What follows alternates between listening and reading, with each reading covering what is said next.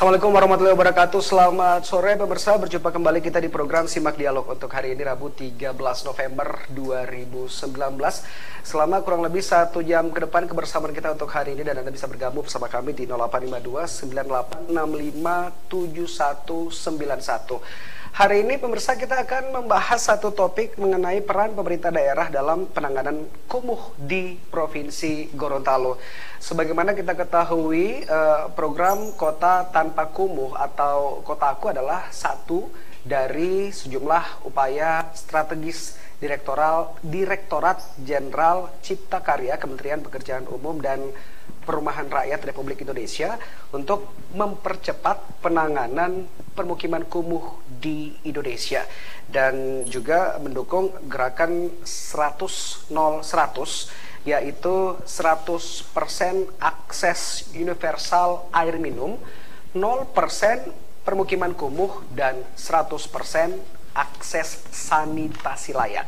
Nah, untuk wilayah Provinsi Gorontalo, bagaimana sinkronisasi program pemerintah pusat dan juga untuk wilayah Provinsi Gorontalo, seluruh wilayah Provinsi Gorontalo, kita akan bahas bersama di Simak Dialog hari ini. Sudah hadir bersama saya di studio Mimosa TV. Yang pertama saya kenalkan dulu, paling ujung, paling cantik di sini karena satu-satunya wanita. Ibu Nuriana Habibi MSI, Kepala Balai Prasarana Permukiman Wilayah Provinsi Gorontalo. Assalamualaikum Ibu. Waalaikumsalam. Sehat kabarnya? Alhamdulillah. Alhamdulillah. Disehat-sehatin ya. Disehat-sehat. Di sebelah Ibu Nuriana ini ada Bapak Yani Manoi, SSTMT. Beliau dari Satker Pengembangan Kawasan Permukiman Berbasis Masyarakat Pokja PKP Kota Gorontalo. Selamat sore Pak Yani. Selamat sore. Sehat kabarnya? Sehat. Suaranya khas banget. Di sebelah kanan saya Bapak Ilham Hamid, Tim Leader Kotaku Provinsi Gorontalo. Assalamualaikum Pak Ilham. Waalaikumsalam warahmatullahi wabarakatuh. Oke. Dan yang pasti ketiga narasumber seperti yang saya sampaikan tadi, selama kurang lebih 1 jam ke depan kita akan membahas mengenai peran pemerintah daerah dalam penanganan kumuh di Provinsi Gorontalo. Saya ke Ibu Nuriana. Saya panggilnya Ibu Nur atau Ibu Yana nih? Nur. Ibu Nur. Oke. Yana boleh, ada 2 nama ini. Oh, bisa Ibu Nur, bisa Ibu Yana. Ya. Oke, Ibu Nur. Tadi kan saya sempat pengantar gitu ke pemirsa Mimosa TV mengenai program Direktorat Jenderal Cipta Karya Kementerian Pekerjaan Umum dan Perumahan Rakyat dengan 100-01 itu. Nah, untuk wilayah Provinsi Gorontalo bagaimana peran pemerintah ataupun sinkronisasi dengan Provinsi Gorontalo sendiri dengan program tersebut? Alhamdulillah, kalau untuk Gorontalo punya komit ya. Oke. Komit dari pemerintah provinsinya sudah tertuang dalam RPJMD daerah. Oke. Alhamdulillah. Dan memang walaupun memang untuk penanganan memang kita lihat perlu kerjasama bersama-sama pusat, daerah maupun kabupaten kota. Maksudnya pusat, provinsi maupun kabupaten kota. Betul. Karena kalau kementerian saja yang bergerak tanpa provinsi maupun Betul. kabupaten kota itu tidak akan tuntas. Karena kita tahu di RPJMN 2019 ini memang 127 hektar ya. Nah, sudah kalau di dalam RPJMN itu kita sebenarnya sudah menangani 90%. 127 hektar untuk seluruh provinsi. Provinsi Gorontalo. Ya, Oke. Sudah 90%, tetapi ada revisi SK menjadi 200 lebih. Iya. Akhirnya kita menjadi 50% lagi yang sudah Oke. tertangani. Jadi penurunan dari sini memang kita perlu kolaborasi antara pemerintah pusat, daerah maupun kabupaten kota. Oke. Di sini juga kita berharap juga ada keterpaduan program. Jadi di dalam itu mungkin jangan hanya PU saja yang bergerak di sini, mesti ada tingkat sosialnya, tingkat bagaimana masyarakat. Karena itu kan kalau kita bicara kumuh kan bukan infrastrukturnya yang kita lihat, masalah sosial, Betul. ekonomi, bagaimana perilaku masyarakat. Standar kumuh di masing-masing wilayah itu berbeda juga. Iya, gitu. Dan dari 127 hektar terus meningkat jadi Bertambah 200, terus, jadi bertambah terus iya. jadi 200. Itu faktor yang membuat jadi bertambah itu kira-kira apa? Mungkin awalnya begini, waktu pertama dibentuk itu SK Dusri 2014 itu ya mungkin keterlibatan Pemda atau Pemda Kabupaten Kota itu masih agak kurang ya terhadap itu. Jadi mereka setelah melihat, mungkin juga melihat bagaimana program ini begitu menyentuhnya ke masyarakat, akhirnya mereka lebih cermat melihat bahwa kawasan saya sebenarnya ini kumuh. Akhirnya menaikkan. Walaupun memang kita ada perbatasan sih untuk kawasan kumuh itu, untuk 0 sampai 10 hektar itu untuk kewenangannya kabupaten kota. 0 sampai 10 hektar. Ya, 10 sampai 15 itu provinsi, dan 15 hektar ke atas itu kewenangannya kementerian. Oke. Jadi yang awalnya itu di tahun 2014 127 hektar, sekarang bertambah jadi 200 lebih.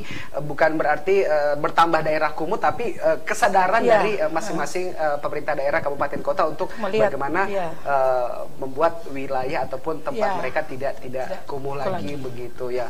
Oke, saya ke Pak Yani dan juga Pak Ilham mengenai peran Pokja PKP dalam mendukung kegiatan untuk penanganan kumuh ini seperti apa Pak Yani? Ya, baik, terima kasih. Untuk Kota Gorontalo sendiri, sebenarnya kita patut berbangga karena Kota Gorontalo ini masuk dalam kawasan prioritas penanganan 40 kota yang ada di seluruh Indonesia. Jadi Kota Gorontalo masuk dalam 40 kota yang menjadi prioritas untuk penanganan kotaku. Jadi untuk peran Pokja PKP ini memang sangat dibutuhkan dan itu menjadi hal yang wajib dibentuk untuk kota-kota yang sudah difasilitasi oleh pemerintah pusat, dalam hal ini Kementerian Pekerjaan Umum dan Perumahan Rakyat. Jadi di Pokja PKP itu bukan saja dari bidang infrastruktur saja yang terlibat, tetapi semua stakeholder yang terkait dalam penanganan kumuh, mulai dari lingkungan, sosialnya seperti tadi kata Ibu Nur tadi, dan peran-peran sektor swasta juga terlibat dalam Pokja PKP. Keterlibatan sektor swasta seperti apa? Semangat kotaku ini kan dia kuncinya di kolaborasi. Jadi penanganan kotaku ini seperti tadi yang sudah disampaikan oleh Ibu Nudian. Jadi kita bukan saja melihat dari segi infrastrukturnya, tetapi setelah infrastruktur ditangani itu kan ada masalah sosial yang nanti harus kita perbaiki juga.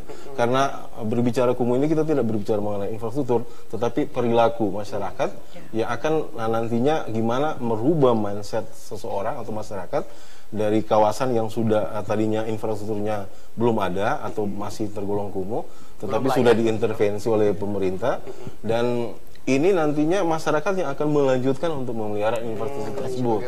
Nah, jadi yang paling berat sebenarnya dalam tahapan kotaku ini adalah merubah pola perilaku masyarakat. Nah, ini peran Pokja PKP itu kita multisektor, jadi bukan saja yang dari bidang infrastruktur PU dan Perkim, tetapi dari dinas sosial juga terlibat, dari lingkungan juga terlibat, dan tentunya peran sektor swasta yang tentunya dari infrastruktur ini apakah nanti bisa dikembangkan lagi. Jadi bukan saja kita bangun infrastruktur, tetapi dari infrastruktur yang sudah dibangun itu ternyata akan memberikan nilai tambah bagi masyarakat yang ada di lokasi tersebut. Nah, pembiayaan ini kan bukan saja dari pemerintah, tetapi diharapkan juga dari sektor swasta juga terlibat. Kerjasama seperti CSR gitu ya. Tepat sekali. Oke. Dan pembangunan infrastruktur ini kan banyak masyarakat tahu hanya seperti jalan, jamban dan sebagainya. Kira-kira apa lagi sih infrastruktur yang dibangun begitu? Mungkin yang seperti saya bilang tadi, masyarakat taunya jalan dan jamban aja. Apa ada lagi? Ya, jadi begini. Kalau untuk penanganan kumuh itu kan dia berbicara mengenai 7 indikator kekumuhan. 7. Ya, dimulai dengan rumah, tempat tinggal. Jadi kenapa ini kotaku tuh? Kenapa dipilih jargonnya kotaku, kota tanpa kumuh? Itu kan diharapkan masyarakat itu dia merasa memiliki. Jadi kalau misalnya jalan itu punya saya, seandainya itu punya saya kan, kotaku, kota saya kan, jalan itu jalan punya saya. Jadi diharapkan masyarakat itu bisa merasa memiliki. Jadi kalau dia sudah merasa memiliki, itu dianggap milik sendiri, berarti dia akan menjaga dengan sebaik-baiknya. Jadi ada jalan, rumah, kemudian prasarana jalan, prasarana drainase, air bersih, air limbah, persampahan, ruang terbuka hijau, taman-taman, dan proteksi kebakaran. Itulah 7 indikator kumuh yang harus kita tuntaskan, dan itu sebenarnya ada penilaian di situ. Nanti sebentar untuk Kota Gorontalo sekarang kita sejak 2017 itu kita sasarannya terhadap 225,27 hektar. Itu ya 225,27 hektar. Nah, itu sudah ditetapkan lewat SK Wali Kota nomor 127 tahun 2017 tentang kawasan perumahan dan permukiman kumuh. Nah, target hingga tahun kemarin perhitungannya itu kita sudah mencapai 60% pengurangan luasan kumuh. Jadi tepatnya sudah mencapai 133,18. Berarti kita tinggal sedikit lagi untuk mencapai nol kumuh. Jadi kalau sudah indikatornya sih 30% mencapai 30% itu sudah tidak dianggap kumuh lagi. Dari 60% yang sudah dilakukan begitu, ada nggak sih perilaku dari masyarakat itu sendiri yang ikut terlibat gitu dalam arti memelihara, menjaga begitu kan? Seperti yang Pak Yani bilang tadi, yang paling berat ini justru masyarakatnya sendiri. Bagaimana untuk merasa memiliki, menjaga? Nah, keterlibatan masyarakat itu sudah terlibat sejak perencanaan. Oke. Ya, jadi itu dimulai dari tahapan perencanaan. Awal, ya. Jadi sebenarnya apa yang dibutuhkan, persoalan lingkungan apa yang mereka butuhkan, itu masyarakat sudah dilibatkan. Siap. Dan untuk untuk pekerjaan Kotaku ini kita ada beberapa kegiatan yang skala lingkungan itu 0 sampai 10 hektar seperti yang sudah disampaikan oleh itu ditangani oleh kota dalam hal ini. Masyarakat langsung yang mengerjakannya. Jadi dari tahapan perencanaannya, kemudian pelaksanaannya, pengawasannya dilaksanakan sendiri oleh masyarakat, sampai nanti pada tahapan pemanfaatan dan pemeliharaannya itu masyarakat sendiri.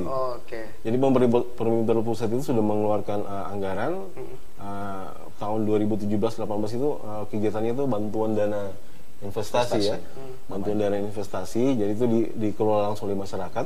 Nah diharapkan apabila infrastruktur yang sudah dibangun ini itu mengalami kerusakan, jadi tidak mengharapkan lagi penanganan langsung dari pemerintah. Jadi masyarakat itu bisa mengelolanya sendiri. Nanti itu akan dibentuk KPP, kelompok pemanfaat dan pemelihara. Itu masyarakat sendiri yang akan. Jadi dana-dana nanti untuk penanganan perbaikan dan lain-lain sebagainya itu menjadi inisiatif sendiri dari masyarakat. Itulah kenapa kita langsung turun ke masyarakat bertanya kebutuhan apa sebenarnya yang mendasar bagi mereka. Jadi bukan jadi kebutuhan ya, bukan keinginan ya. Jadi apa yang mereka butuhkan sebenarnya.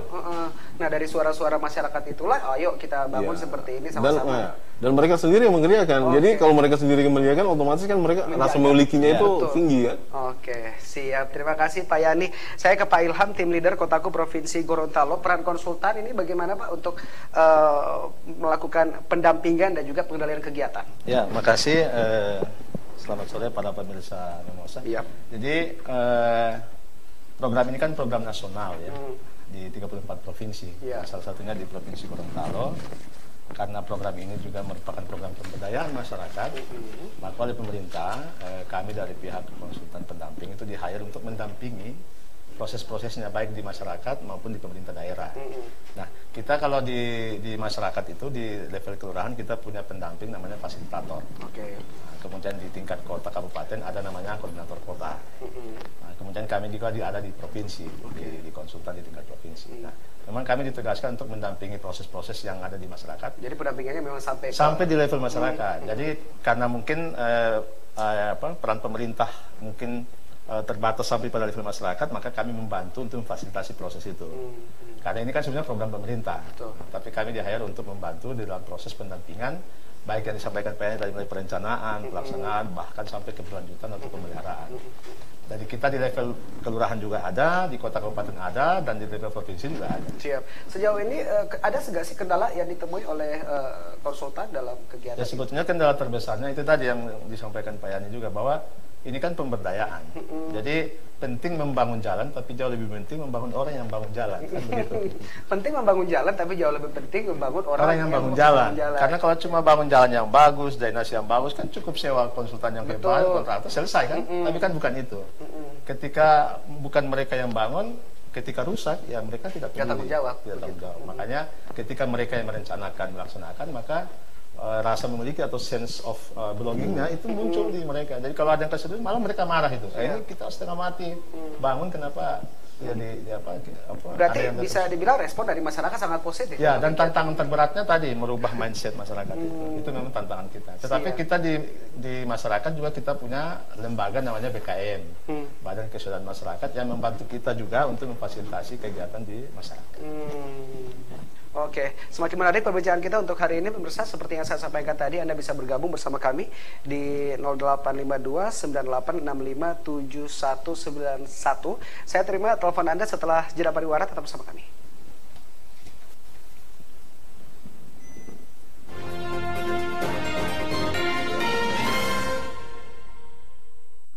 Untuk membangun sekolah unggulan, kami memang rencana bangun sini dari SD, SMP, SMA, tapi terrealisasi hanya SMA. Alhamdulillah SMA tersebut menjadi SMA unggulan. Saya atas nama pimpinan menyampaikan terima kasih dan apresiasi.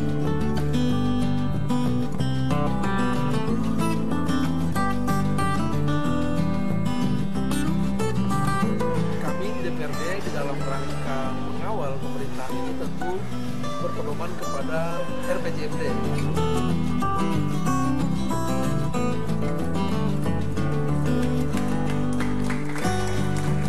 Advertorial News hanya di Mimosa TV.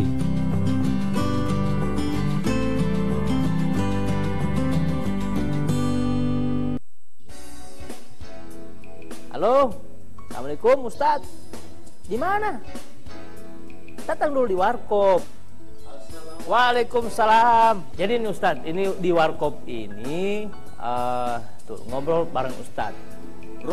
Robusta. Nah, untuk pemirsa-pemirsa di rumah, di sahabat-sahabat milenial, ya Ustaz, sahabat milenial kita berikan suguhan apa namanya Ustaz? Suguhan Kajian-kajian Islami. Nah, pemirsa jangan lupa saksikan Robusta ngobrol bareng Ustadz bersama saya Badingo dan Ustadz Anang Masaudi. Jangan ngaku milenial kalau tidak nonton acara ini. Robusta ngobrol bareng Ustadz.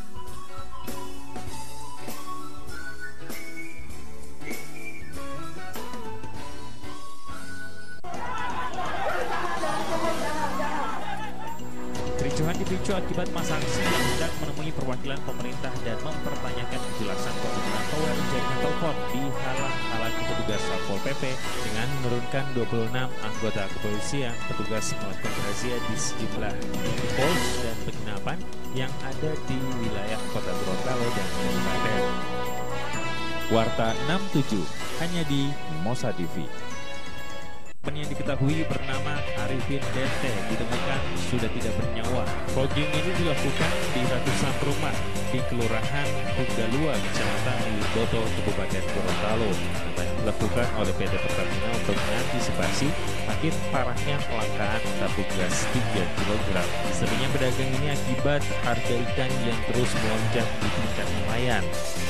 Warta 67 pagi hanya di Mimosa TV.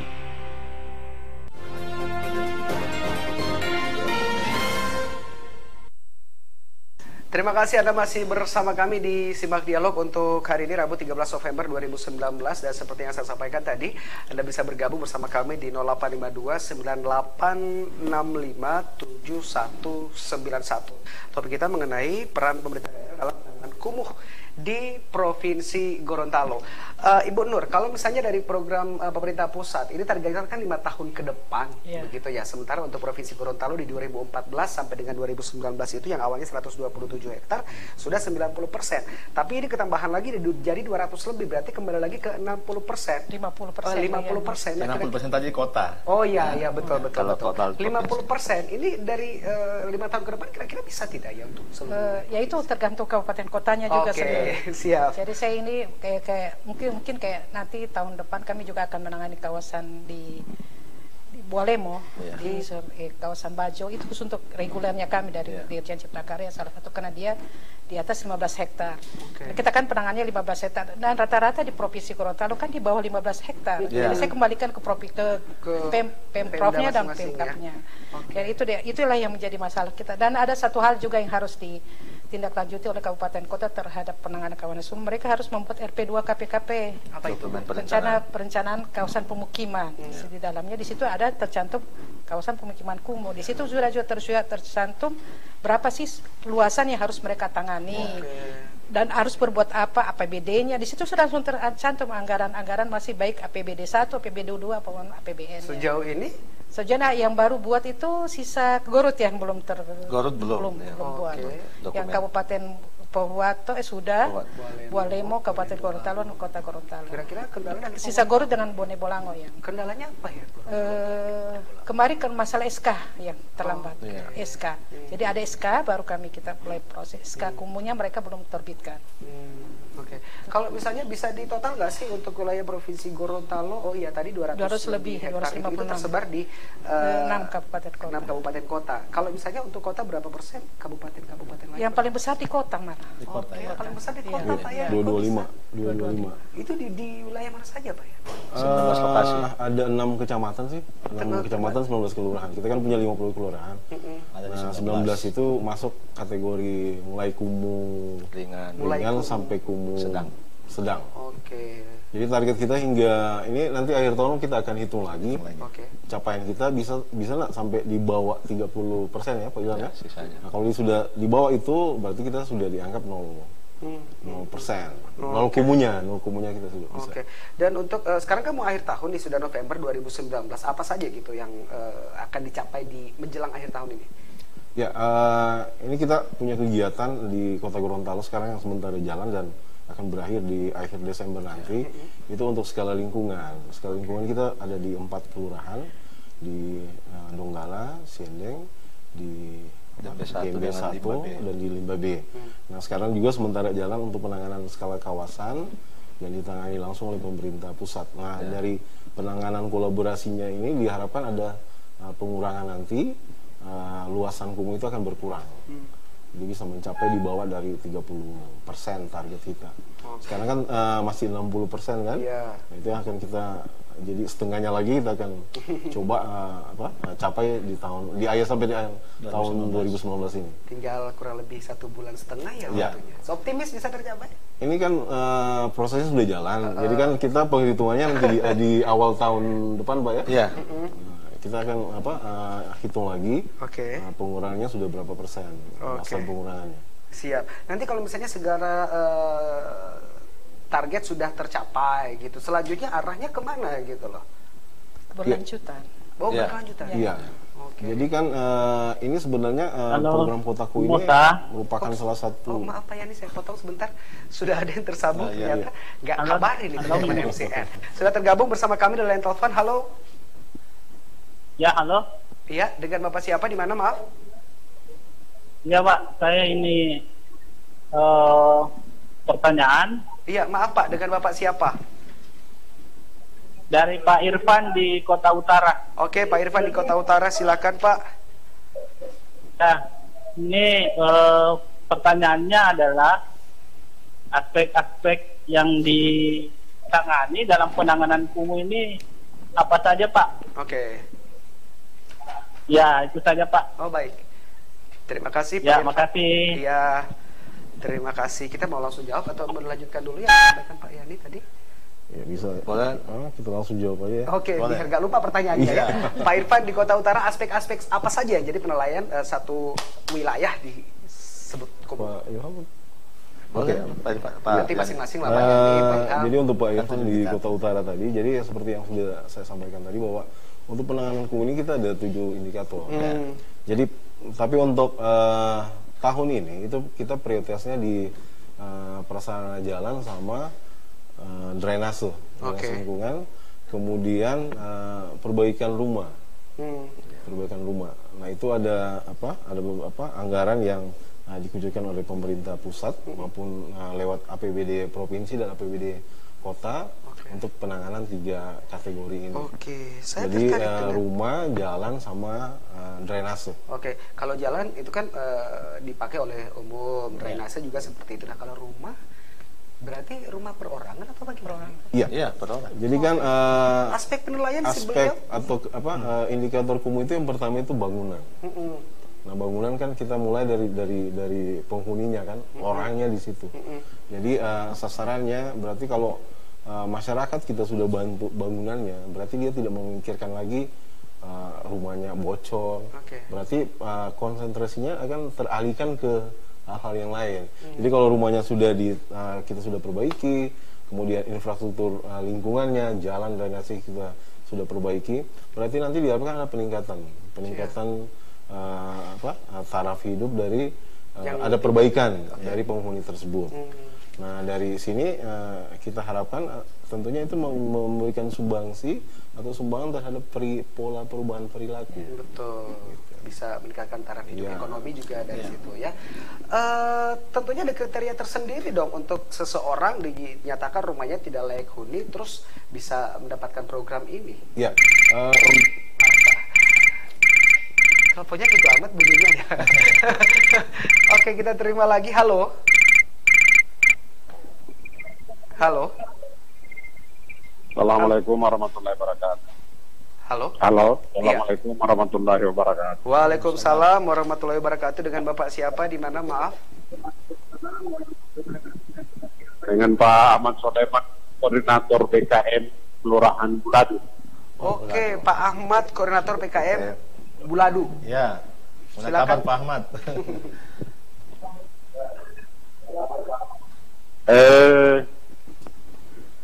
Bapak Ibu yang kami hormati, yang seperti yang disampaikan tadi bahwa yang sulit itu Pak bukan cuma membangun fisik tapi membangun mental. Karena masyarakat kita ini sudah terbiasa dengan bantuan-bantuan terus. Betul. Hingga ini juga masyarakat jadi manja. Selalu minta bantuan. Oke. Jadi sekarang model yang akan adalah pemberdayaan masyarakat. Bagaimana masyarakat bisa berperan aktif dalam pelaksanaan pembangunan ini. Ini yang jadi tantangan kami, Pak. Kami mohon ada kiat-kiat bagaimana agar masyarakat ini bisa berperan aktif dan mereka mau sama kita untuk membangun itu. Karena memang persoalan itu, tapi Pak, ini peran serta itu bagaimana supaya masyarakat benar-benar bersama-sama pemerintah. Oke. Jangan cuma minta-minta terus. Oke.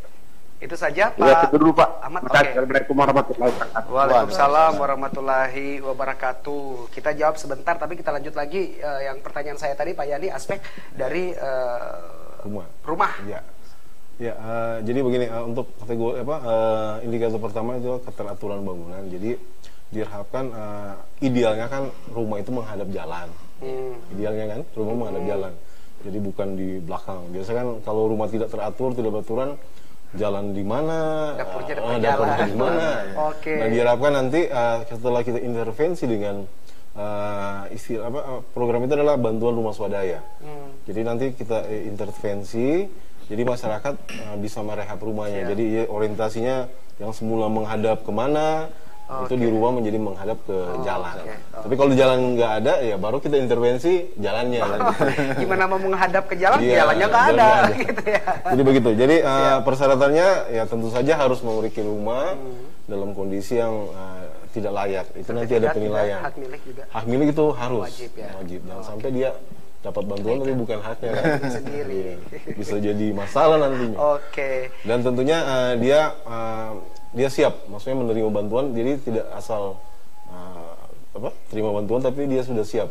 Jadi siap di sini dia siap, kan dana dari pemerintah itu bukan hanya stimulan saja, sebagian. Jadi kan pasti ada dana-dana tambahan yang dibutuhkan. Nah, dia harus siap untuk itu. Berkaitan dengan pertanyaan dari Pak Arif tadi, terlalu manja nih masyarakat biasanya seperti itu, gitu. Maunya mana terus, nggak pernah napa orang bilang ya.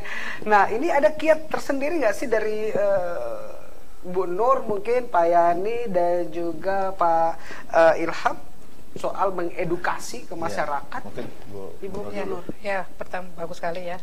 Nah ini kan memang 2015 sampai 2019 itu kan keterpaduan dan kolaborasi program. Nah, selanjutnya itu keberlanjutan. Kita harus setelah kita bangun, bagaimana sih ke depannya nanti kawasan ini? Jangan jadi kumuh lagi kan, kita harus lebih merubah lebih baik, karena kita kan selalu melihat di daerah-daerah lain yang tadinya kawasan memang sangat-sangat kumuh, akhirnya bisa jadi kawasan wisata. Kita harap gitu. Nah, bagaimana peran masyarakat sini kita libatkan dari proses perencanaannya, kita libatkan mulai dari melihat, ayo kita sama-sama lihat kawasan kita sama-sama mendesain dan kita sama-sama menentukan apa yang kita harus buat di situ. Itu yang paling penting. Itu istilah dulu dari perencanaan itu bottom up, kawasan perencanaan dari bawah ke atas. Jadi sehingga program ini bisa berjalan terus. Oke, so far 2014 sampai dengan saat ini keterlibatan masyarakat juga sangat positif. Saya tambahkan saja. Jadi di program Kotaku itu ada tahapan-tahapan kegiatan. Jadi kita itu punya tahapan kegiatan mulai dari proses perencanaan itu. Kita menamakan ada pemetaan swadaya, ada refleksi kemiskinan, ada identifikasi kegiatan-kegiatan gitu kan. Kemudian mereka menyusun dalam satu bentuk dokumen yang kita sebut di kelurahan itu RPLP, Rencana Penanganan Lingkungan Pemukiman. Jadi sebetulnya masyarakat itu terlibat dari awal sampai proses keberlanjutan tadi. Nah, saya setuju tadi dengan yang disampaikan Ibu Nur bahwa yang tantangan berat kita sebetulnya di sustainability-nya, keberlanjutannya. Karena jangan sampai kita hanya membangun monumen, tapi tidak termanfaatkan. Gitu kan. Itu satu. Yang kedua, pemeliharaan. Di program kita itu, di posnya itu memang time life kegiatan kita, umur kegiatan kita minimal dia 5 tahun. Minimal. Ya. Jadi kalau misalnya mereka bisa pelihara lebih dari itu, berarti kan sudah sangat bagus sekali. Sehingga memang kegiatan perencanaan dari awal kita sudah libatkan. Bahkan masyarakat itu terlibat dalam proses penyusunan itu, penyusunan perencanaan, ya, identifikasi kegiatan dengan pendekatan partisipatif. Jadi survei kegiatan, kemudian menyusun. Nah, fasilitator itu mendampingi dan membimbing saja. Dan ini berlaku di seluruh wilayah seluruh atau wilayah, cuma di satu wilayah? Ya kebetulan dampingan kotaku di Kota Gorontalo dan Kabupaten Gorontalo. Oke. Nah itu yang sementara kita dampingi. Diharapkan wilayah-wilayah lain juga bisa seperti bisa melakukan itu. Oke, kalau udah contoh di tempat lain mereka bisa ikut. Ya, ini ada telepon lagi? Ada ya? Tadi bunyi. Siap. Pak Yani ada yang mau ditambahkan? Ya, keterlibatan masyarakat seperti yang sudah disampaikan tadi. Jadi kenapa semua itu dimulai dari masyarakat bottom up? Jadi kan kita menginginkan apa yang dibuat nanti itu memang benar-benar dibutuhkan oleh masyarakat. Nah, diharapkan nanti sustainable-nya itu, ini setelah infrastruktur jadi. Nah, ke depan ini mau apa nih? Jadi diharapkan dari kita, contohnya di kawasan Limbal B di Las Bejer, itu kita bangun infra di Las Bejer. Ya, itu untuk skala kawasan. Sama istilah aja. Nah, jadi diharapkan kan situ kita penanganannya jalan sama saluran. Tetapi kalau saluran itu hanya saluran saja, tentunya itu tidak memberikan dampak yang berkelanjutan buat masyarakat. Tetapi di situ kita sudah siapkan fasilitas di mana masyarakat yang ada di situ juga bisa memanfaatkan fasilitas ini sebagai fasilitas yang bisa memberikan peningkatan taraf ekonomi terhadap mereka. Jadi di situ kita sudah siapkan tempat untuk jualan, kuliner, dan diharapkan nanti setelah fasilitas atau infrastruktur ini jadi, masyarakat bisa bisa memanfaatkan ini selain yang mereka dapat adalah lingkungan yang semakin baik, tetapi juga ada peningkatan ekonomi dari masyarakat. Itu yang diharapkan sebenarnya. Dan kalau lingkungan yang baik juga bisa membuat ataupun menjaga kesehatan dari masyarakat di wilayah tersebut. Jadi anggaran yang harus sedikit-sedikit ke dokter itu bisa dialihkan ke hal-hal yang lain. Pak Yani tadi bilang soal anggaran. Saya mau tanya untuk penganggaran program ini bagaimana? Ya, kami memang dari beberapa tahun dari 2014 ya penanganan kawasan kumuh ini memang anggaran APBN kami agak istilahnya kalau ada 25% daerah. Nah sekarang nanti ke depan sudah dibalik 25. Jadi 25% APBN karena kita harap bagaimana sih kepedulian dari Pemda sendiri. Karena kalau untuk melihat penanganan 15 hektar ke atas kan sebenarnya sudah hampir semua sudah terlayani. Sisa kewenangan provinsi maupun kabupaten kotanya sendiri. Jadi itu kita kembalikan ke kita hanya melihat yang di atas 15 hektar ini. Kalau kata Pak Ahmad tadi masyarakat yang terlalu manja ini Pemdanya juga mau seperti itu gitu ya. Karena kalau di Provinsi Gorontalo itu intervensi melalui program Kotaku dari tahun 2017 sampai sekarang itu kurang lebih 27 miliaran. Gitu. Ya, untuk kegiatan yang skala lingkungan tadi. Jadi sudah cukup besar. Jadi mungkin dana sharing dan kolaborasi dari Pemda juga diharapkan untuk yang seperti disampaikan oleh Ibu Kabali tadi.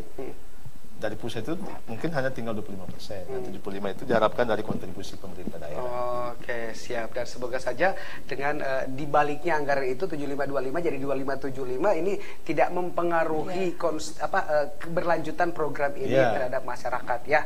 Siap. Tadi ada pertanyaan dari Pak Arief mengenai aspek-aspek. Pak Yani sudah menjelaskan tadi. Mungkin ada tambahan dari Ibu Nur dan juga Pak Ilham. Aspek-aspek satu wilayah disebut kumuh. Ya, saya juga melihat begini ya. Mungkin kalau Gorontalo secara umum sebenarnya kalau kumuhnya itu tidak sampai seberat-beratnya. Masih kumuh ringan. Memang kini kita tahu masyarakat Gorontalo sebenarnya orang yang senang bersih. Tapi memang hanya masalah kepadatan, Kalau saya lihat masalah kepadatan lingkungan itu yang keteraturan. Iya, tidak keteraturan. Kita ambil salah satu contoh di Siendeng ya. Siendeng dulu mereka membelakangi sungai. Setelah kami tangani, mereka akhirnya menghadap ke sungai. Itu merubah pola ya. Tapi waktu penanganan itu sebenarnya tidak terlalu padat, hanya masalah rumahnya yang ya, keteraturan. Yang di bawah jembatan kiri itu ya. Itu penanganan itu yang rame di situ kalau sore apalagi kalau orang tempat jogging sekarang. Itulah yang kita rubah, bagaimana merubah pola hidup juga masyarakat itu yang harus kita. Awal-awal ada penolakan tidak kan masyarakat? Lumayan, tetapi ya karena kan mereka akan yang merasakan dampak dari itu, akhirnya mereka juga menerima. Berasa seperti di Jambi loh kalau nongkrong di situ ya, depan sungai gitu ya. Nanti ada tambahan juga dari Pak Ilham. Kita terima telepon dulu. Halo. Halo. Ya, silakan. Halo. Halo. Oh, terputus. Baik, Pak Ilham, tambahan? Ya, jadi kalau di 7 indikator itu kan sesuai dengan Permen PU ya. Kemudian untuk kotaku sendiri yang dia tangani itu sebetulnya di kriteria kedua dan ke-6. Yang bangunan dengan proteksi kebakaran itu memang diharapkan multi stakeholder. Jadi kita itu hanya di aspek jalan, persampahan, air bersih, drainase, kemudian limbah. Nah, itu kan ada indikatornya. Jadi 7 aspek, 19 indikator. Nah, suatu kawasan disebut kumuh kalau memang di 19 indikator itu memenuhi. Dan dia berapa persen dari indikator tersebut? Ada 19 kan, 19. Jadi ada scoringnya. Ketika dia masuk di angka 19, berarti dia masuk kategori kumuh karena terpenuhi. Scoringnya bebas mau dari drainase berapa? Iya, dari 7 indikator. Tapi ketika dia di bawah 19, maka dia sudah disebut tidak kumuh. Walaupun ada masalah di beberapa spot. Dan kita ambil contoh tadi yang bangunan. Itu kan yang diukur ada 3. Kepadatan, keteraturan, dan teknis bangunan. Nah, jadi kalau di Kota Gorontalo, tingkat kepadatan sebenarnya kita tidak ada masalah. Karena kalau kepadatan secara teknis itu kan 250 unit per hektar. Kalau di Gorontalo di bawah 100. Nah, tapi keteraturan bangunan disampaikan oleh Ibu Nur tadi, itu yang ditangani juga melalui intervensi APBD, melalui program perumahan dan sebagainya. Itu yang ditangani. Nah, dan kemudian proteksi kebakaran. Nah, kita tidak menangani. Kan kalau intervensi kotaku di jalan lingkungan itu kan standarnya 1,5 meter lebarnya minimal. Nah, itu kan tidak mungkin masuk mobil pemadam yang besar-besar itu. Makanya diharapkan ada keran-keran hidran untuk proteksi kebakaran di lokasi-lokasi kumuh itu.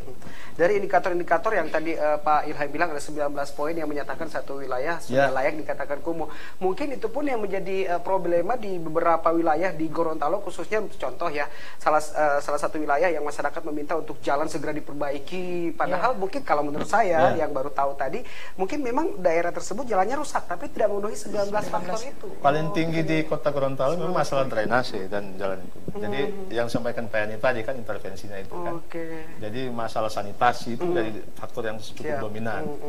Kalau itu ditangani ya nanti masih tetap kumuh gitu. Jadi harus ditangani secepatnya. Ya, dan semoga informasi tadi ini bisa membuat masyarakat lebih teredukasi gitu bagaimana satu wilayah dinyatakan kumuh, yaitu dengan beberapa aspek tadi dan poin-poin tadi begitu ya. Jadi bukan berdasarkan pandangan mata. Memang ada indikatornya. Ada indikator dan itu ada hitungannya. Karena masyarakat paling banyak adalah pandangan mata aja. Kita ambil contoh air bersih ya. Indikator yang paling mudah dilihat itu, setiap orang harus 60 liter per hari. Konsumsi. Itu baru dianggap layak. 60 liter bisa untuk minum, mandi, makan? Iya. Kebutuhannya mandi, mandi, cuci apa segala macam, satu orang 60 liter per hari. Kalau di bawahnya berarti dia masih kategori masih kumuh, belum terpenuhi. Wow, semakin saya juga baru tahu ternyata seperti itu gitu loh, indikator-indikator. Makanya kita talk show di Memosa. Biar masyarakat lebih teredukasi lagi ya. Siap. Kita kembali ke layanan telepon. Halo. Halo. Halo. Ya. Halo.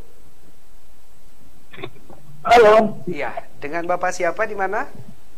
Assalamualaikum. Waalaikumsalam warahmatullahi wabarakatuh. Ya, dari Stamin Limboto. Iya, Bapak siapa maaf? Limboto. Ya, menanyakan tentang Ibu Nurdiana Habibi. di Limboto ini kan sering terjadi banjir. Oke. Nah, kami menanyakan bagaimana penanganan banjir untuk depan nih. Siap. Terima kasih. Langsung 3 poin ya, banjir. Langsung curhat. Ini beda dengan kawasan kumuhnya ya. Kita tahu banjirnya di kawasan kumuh Pandan. Tapi tidak apa-apa Pak.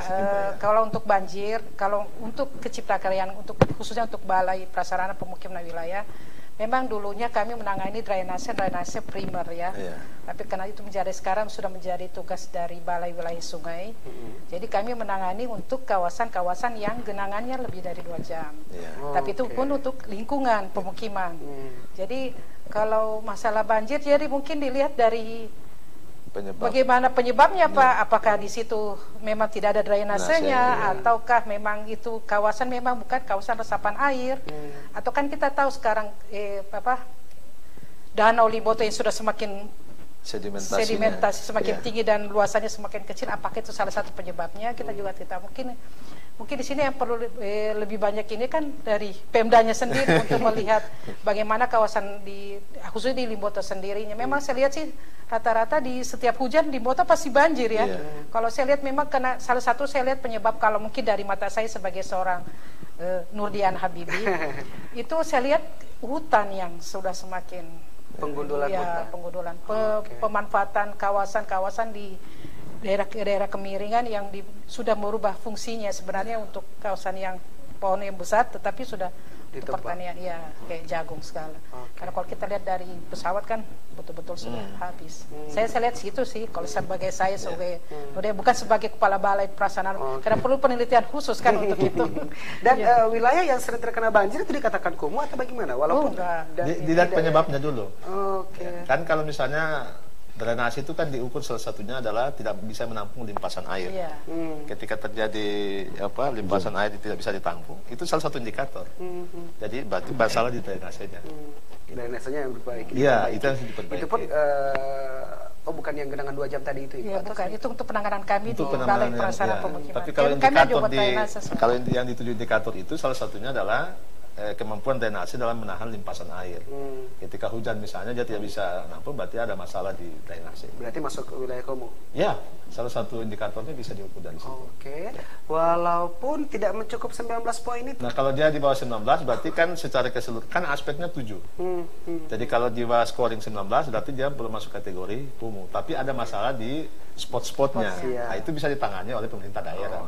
Itulah kenapa jangan hanya kan ada mungkin cuma dibersihkan atau apa, masa harus pemerintah pusat gitu. Jadi kembali kepada kesadaran masyarakat sendiri dulu untuk bagaimana. Memang tantangan terberat kita di program ini juga membangun kesadaran masyarakat tadi itu. Tapi kalau mereka terlibat, sebetulnya mereka juga punya kepedulian ketika itu dibangun kepedulian mereka itu. Siap. Untung di wilayah saya sudah nggak banjir-banjir lagi di lokasinya di mana? Kota Gorontalo, Jalan Raja Wali. Iya, sudah. Kita kembali lagi usai jeda pariwara pemirsa, dan kita masih membuka kesempatan untuk Anda bergabung bersama kami di 0852 9865 7191. Tetap di Simak Dialog.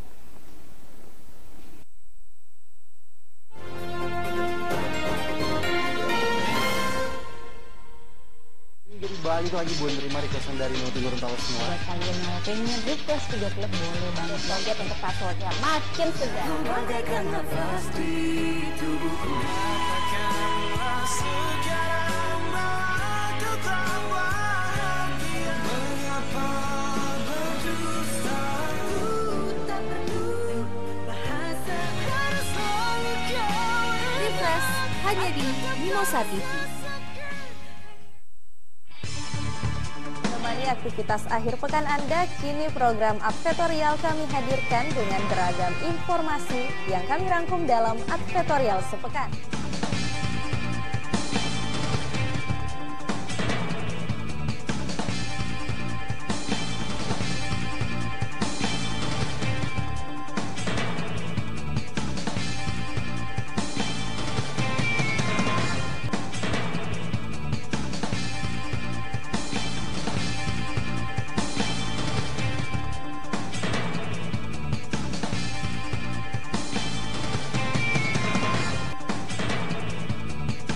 Hadir setiap minggu pukul 9 hanya di Mimosa TV.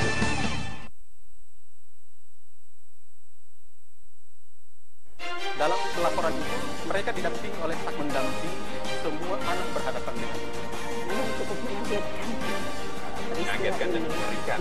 Kalaupun ini tidak berhasil, dia harus melawan. Kalau dilihat dari rawannya curanmor itu adalah ketika pengguna kendaraan lalai. Salah satu kebutuhan di Polda itu adalah SPN. SPN ini harus Dialog Fokus hanya di Mimosa TV.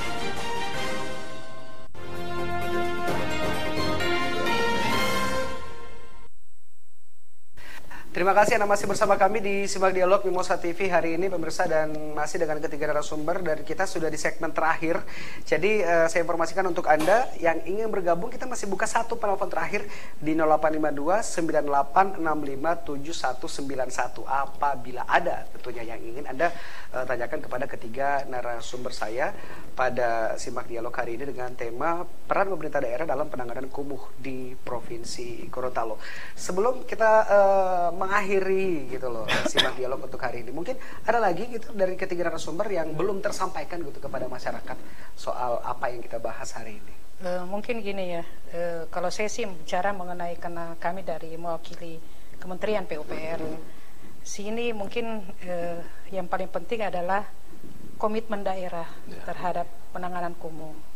Kan ini sudah tertuang di dalam RPJMN ya. Dan ini juga berkelanjutan untuk tahun 2020 sampai 2024 nantinya. Karena kumuh kita belum capai 0%. Padahal salah satunya presiden ya, salah satu anunya presiden adalah target itu untuk pemukiman layak huni. Layak huni di sini ada masuk dalamnya adalah pemukiman kumuh sendiri. Jadi komitmen daerah, kita kan sudah tahu bahwa ada 0 sampai 10% itu kabupaten, 10 sampai 15 ada provinsi, 15 ke atas dari kementerian. Nah, kami kan sudah menjalankan. Nah, bagaimana dengan provinsi dengan kabupaten tersebut? Kalau kota saya lihat sudah sangat jauh ya, sudah hampir 60% dia mencapai. Tapi kabupaten lainnya bagaimana? Karena saya lihat mereka, karena mungkin kabupaten kota dengan Kabupaten Gorontalo dengan Kota Gorontalo ada kotaku di situ. Tapi 4 kabupaten lain tidak ada kotaku. Jadi intervensi terhadap kawasan-kawasan yang dia 10 hektar ke bawah itu yang saya lihat masih sangat kecil. Sedangkan di rata-rata di SK-nya mereka tuh rata-rata ada yang 0 sampai 10 itu banyak gitu. Jadi itu yang mungkin saya lihat komitmen daerah terhadap bagaimana mereka penanganan kawasan kumuh. Dan ini juga ada satu hal yang harus saya sampaikan. Sini ada kata kolaborasi. Kolaborasi itu juga kita hanya jangan kalau bilang kumuh, itu kan tugasnya PU, itu kan tugasnya dinas perumahan. Pada salah, di dalamnya itu kan ada, mesti dari dinas sosialnya, dinas kesehatannya, mungkin ada dari kayak tadi BPBD-nya untuk proteksi kebakarannya. Dan paling penting adalah keterlibatan masyarakat sendiri atau kelurahan dalam bagaimana sampah itu tidak, kan itu sampah kalau kita hanya pemerintah daerah saja yang melihat sampah, kayaknya capek dilihatnya. Tapi kalau dari skala kecil untuk kelurahan, satu kelurahan saja di kawasan itu saja untuk melihat sampah, mungkin akan segera tertangani. Karena kalau semua ditangani oleh APBN, kayaknya susah sekali kita untuk menangani. Karena itu luas sekali ya. Karena kita juga sudah mencapai untuk 15 hektar ke atas itu sudah, saya lihat sudah hampir tuntas sebenarnya semuanya. Tetapi kalau melihat secara keseluruhan memang masih jauh, masih sekitar 50%. Maka mungkin ini seperti ada kurangnya kesadaran dari masing-masing. Saya lihat mungkin saya juga mengerti Pemda itu keterbatasan dana ya. Saya tahu. Tapi kita kan kan ada swasta di sini, ada CSR-nya. Kita CSR itu kita alihkanlah ke hal-hal yang kecil kayak penanganan sampah, drainase. Itu yang kecil-kecil itu yang lebih sebenarnya lebih sangat mengganggu mata ya kalau kita melihat ke. Kalau orang bilang pilih mana, banyak tapi cuma satu atau kecil tapi banyak, sedikit tapi banyak, begitu kan? Seperti itu. Ada lagi Bu? Mungkin itu saja ya. Saya lihat hanya komitmen daerah saja yang paling penting. Komitmen daerah. Kalau untuk kota sendiri dari beberapa tahun kemarin Bu Novi memang sering berdialog di sini soal program Kotaku, pernah juga smart dialog dengan Pak Wali soal Kotaku ini. Pak Yadi, ada yang tambahkan? Ya, seperti yang sudah disampaikan tadi bahwa intinya ini kita kolaborasi. Daerah mungkin keterbatasannya dari penganggaran, tapi kita tantangan ke depan ini sebenarnya bagaimana kita menghimpun semua potensi yang ada untuk fokus ke penanganan kumuhnya ini. Jadi kalau dulunya mungkin sporadis, jadi anggaran dari tiap SKPD mungkin ke sana. Nah, ini kita mencoba gimana kita lebih fokus lagi. Jadi kita lebih kecil sasarannya, tetapi itu punya pengaruh yang sangat besar terhadap keberlanjutan dari program ini.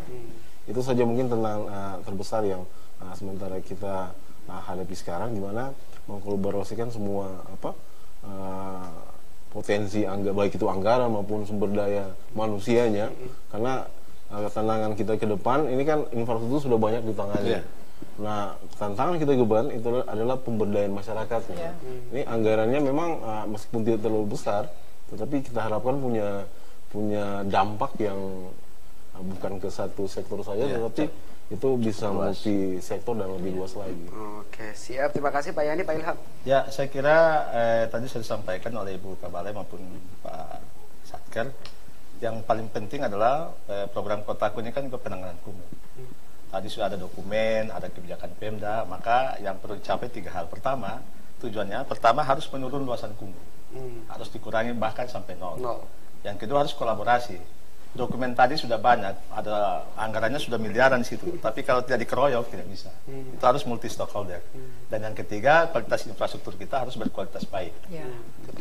Itu menjadi harga mati, karena jangan sampai kita hanya membangun monumen-monumen 1 tahun 2 tahun rusak dan segala macam. Jadi kelibatan masyarakat dalam pemeliharaan saya kira merupakan keniscayaan, harus didorong terus masyarakat untuk memelihara, sehingga masyarakat merasa bahwa ini adalah pembangunan yang saya bangun, ini saya punya, saya manfaatkan, saya harus jaga, saya harus pelihara. Nah, kalau itu yang terjadi, maka tugas pemerintah akan sedikit ringan, karena partisipasi masyarakat cukup tinggi, keterlibatan mereka cukup besar, dan mereka yang memelihara kegiatan-kegiatan yang sudah dibangun ini. Yang pasti dari konsultan siap gitu loh. Ya, kita mendampingi proses itu. Kalau ini pemberdayaannya sudah bagus, ya mungkin pendampingnya ditarik. Siap. Oh, kalau udah bagus pendampingnya ditarik. Ya, kan mendampingi karena proses pemberdayaan. Masa didampingi terus kan? Ya. Makanya sekarang kita dikurangi. Pendamping kita setiap tahun dikurangi. Dalam rangka untuk masyarakatnya lebih mandiri. Oh, gitu.